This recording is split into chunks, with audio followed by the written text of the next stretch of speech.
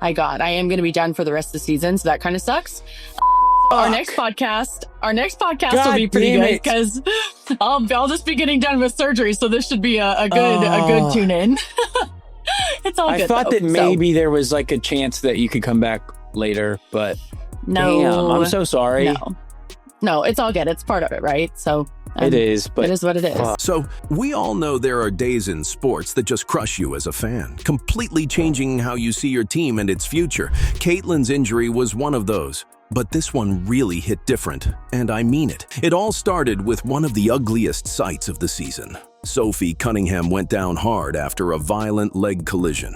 And right when the Fever's crowd held its breath, cameras cut to Brea Hartley, who looked like she was grinning. A player writhing in pain, another caught smirking. But that snapshot lit up social media within seconds. Was it just a bad angle? Or something far more sinister? That's the question fans are demanding answers to, especially since Sophie had to be helped off the court, clutching her leg while her season, and maybe the Fever's playoff hopes, suddenly felt like they were slipping away. We've also got a very interesting picture that has emerged with Brea Hartley smiling and laughing over this incident of Sophie Cunningham being hurt. The outrage didn't come out of nowhere. Hartley already carries a laundry list of low-light moments, yanking players to the ground, cheap fouls that never look clean, and scraps that cross the line from competitive into reckless. Now, fans are pointing at that history and saying enough is enough. Analysts are openly asking if the league has to step in before more players get hurt. Suspension talk is heating up, with some even calling for a full investigation into how Hartley keeps skating by without consequences. This wasn't just about one play anymore. It was about whether the WNBA can actually keep its stars safe. So let me ask you something.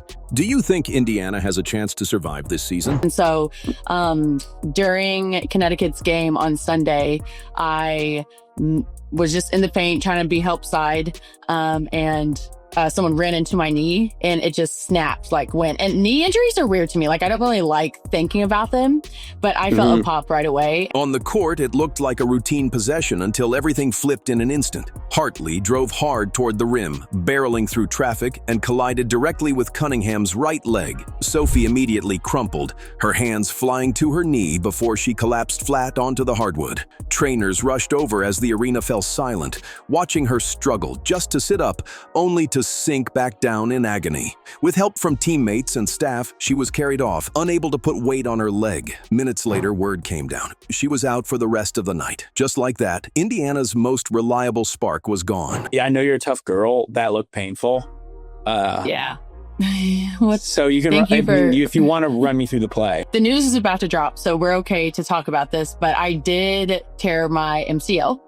And if you're going to hurt your knee, that is the best possible case. And so, this year, just as a whole, I think the league as a whole, but really us, we've just gone through so much adversity. And then injury-wise, it's just been, you can't make this shit up, to be honest. For Indiana, this season isn't just bad. It's a living nightmare. Every week, it's something new.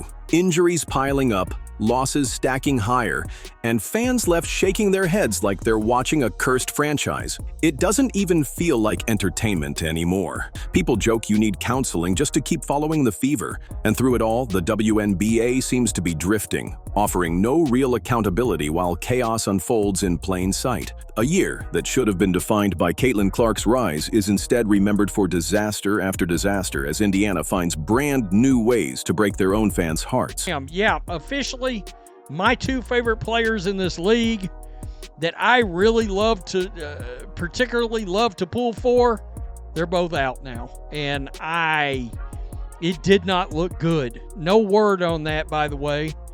The reactions courtside told the story even louder than the replay. Fever head coach Stephanie White later admitted her first thought was pure shock. The kind of jolt you feel when a body doesn't move the way it should. Fans in the stands covered their mouths, players froze mid-step, and when the slow-motion replay hit the big screen, it only made things worse. Hartley's body crashing into Sophie's knee, Sophie's face twisted in pain, clutching for stability she couldn't find. It wasn't just an injury. It was the kind of moment that makes everyone in the arena realize how fragile this game really is. It's sad.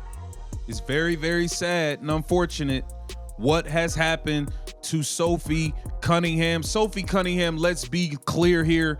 Sophie Cunningham was targeted. What fueled the firestorm wasn't just the collision. It was how the officials handled it, or rather how they didn't. The refs let the play roll, as if nothing happened. No review, no stoppage, no accountability. That silence set social media ablaze. Fans flooded timelines accusing the WNBA of ignoring its duty to protect players. Sophie's sister, Lindsay, jumped in, saying the league spends more time worrying about players' quotes to reporters than keeping them safe on the floor.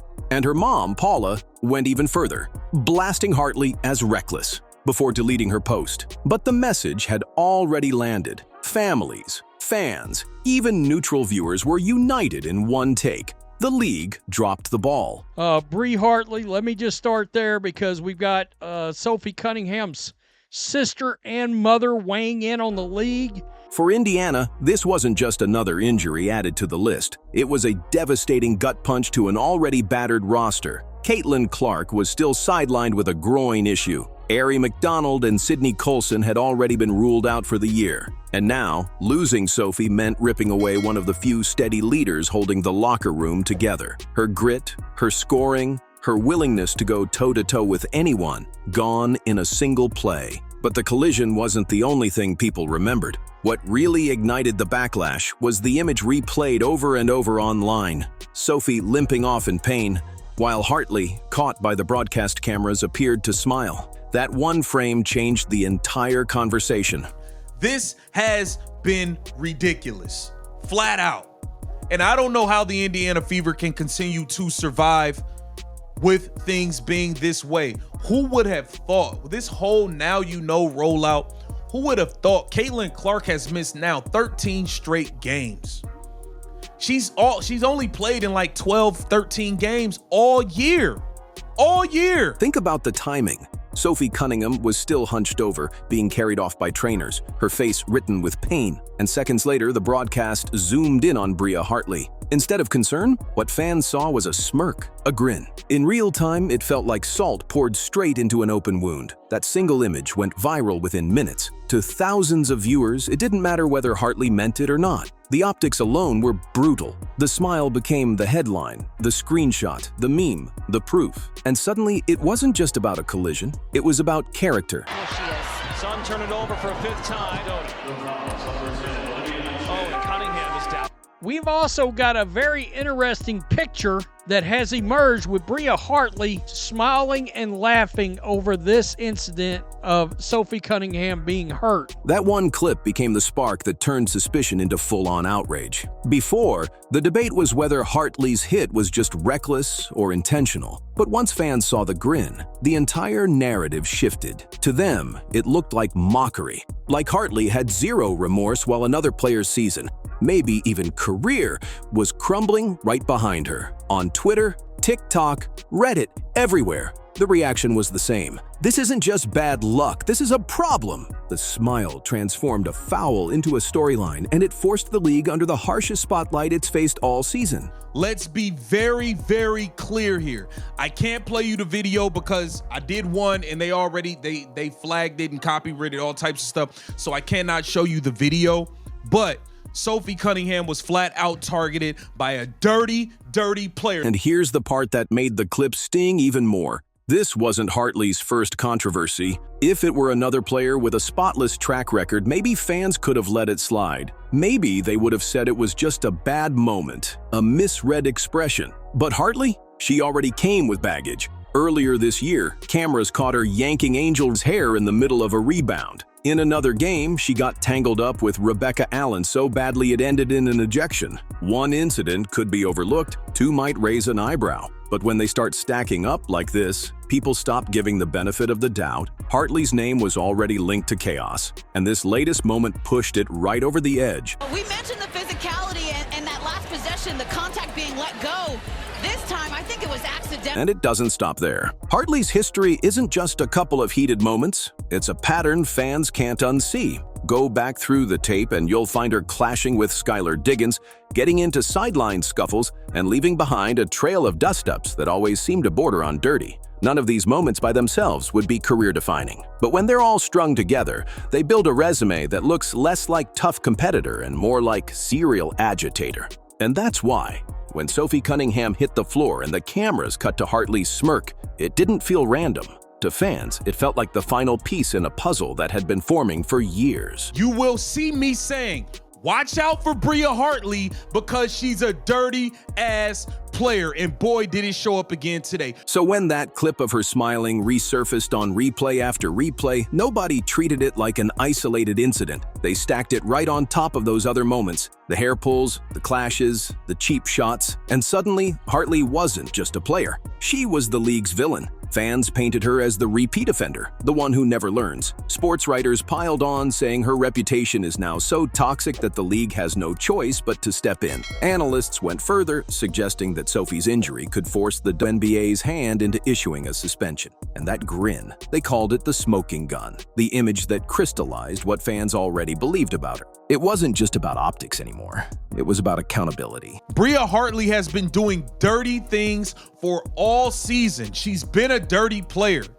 She roughhouse. And Kathy Engelberg, this is why I say you wonder why there's so many goddamn injuries all over the league, because you are allowing people to play rugby and football and do UFC moves in the middle of a basketball game. And here's the thing. That's why the entire conversation has blown up beyond just one play. Right now, Hartley isn't being talked about as a competitor. She's being cast as the villain in a league desperate for heroes. The narrative wrote itself. Sophie Cunningham on crutches, swallowing their whistles, and Hartley walking away with a smirk that set the internet on fire. By the time the game ended, the story wasn't about the scoreline anymore. It was about fallout. It was about Indiana being left gutted, with no Caitlin Clark, no Arai McDonald, and now no Sophie Cunningham either. Down 21 points in the third quarter, the Fever looked finished. The question became simple. Would this be the breaking point of their season, or could they find something left to fight for? Yeah, officially, my two favorite players in this league that I really love to, particularly love to pull for, they're both out now. And it did not look good. No word on that, by the way. Inside Indiana's locker room, the energy was electric, not because of the scoreboard, but because of what they had just survived. Coach Stephanie White stood in front of her players, her voice heavy with fire and raw emotion. She didn't sugarcoat it. She told them flat out, this game was bigger than basketball. Losing Sophie should have broken them. Being down 21 should have buried them. But instead, they clawed back minute by minute, play by play, until the unthinkable happened. White said this wasn't about talent or box scores. It was about grit, about a group of players who refused to roll over when everyone else had written them off. And in that moment, her team believed it. I'm so proud of you. We're proud of you too. Proud of you. I'm so proud of you guys. I know that sometimes it sounds like just a word when we talk about being resilient, but it's not, man. It's how we live. Yep. It's how y'all live, and it's a tribute to you. It's a tribute to your connectedness, your togetherness, your toughness, your mindset. You never give up gritty attitudes. Like, that's what it takes. That's what it takes. And the context made her words sting even harder. Sophie Cunningham had just been carried off. Caitlin Clark wasn't even in the building. Sydney Coulson and Arai McDonald were already gone for the year. For most teams, that's the death sentence. Season over. But White used it as fuel, showing her roster that resilience isn't an idea, it's a choice. Even players who weren't on the floor were sending that message. Caitlin Clark, watching from afar, posted just 3 words on X. Battled, battled, battled. Short, sharp, but enough to send chills through her teammates. And Sophie herself, still processing the injury, fired off a message too. Kelsey freaking Mitchell. No jealousy, no bitterness, just pure pride for the teammate who stepped into the spotlight when the Fever needed her most. Kels, goddamn baby. Put us on your back. Yep. Oh, big time. Breezy. You are the consummate professional. We love you. We appreciate you. Yeah. You were huge. Yeah. AB, point forward. And like, look, you can't underestimate what it means to have somebody like her who just does whatever we ask, right? Does whatever, I mean, everybody really. Lex, that was a huge dream. Toss your activity all long, and that's what it's gonna take. And that's the twist nobody saw coming. Out of one of the ugliest moments of the WNBA season came Indiana's greatest comeback. Kelsey Mitchell turned into a one-woman army, dropping a career-high 38 points, the single biggest scoring night the league has seen this year. She torched the defense with 34 of those points coming after halftime, including the first 10 straight in overtime to slam the door shut. I don't know if you know Kelsey Mitchell, but if you don't, you need to, and the whole freaking basketball world should know who she is by now.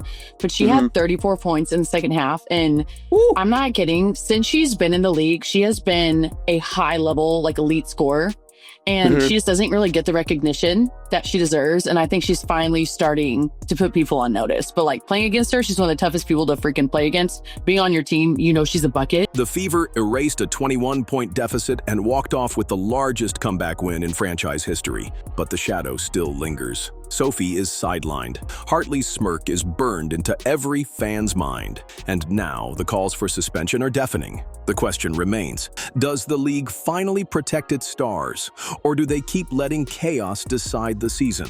So let me ask you something. Do you think Indiana has a chance to survive this season? Drop your thoughts in the comments, subscribe, and we'll see you in the next one.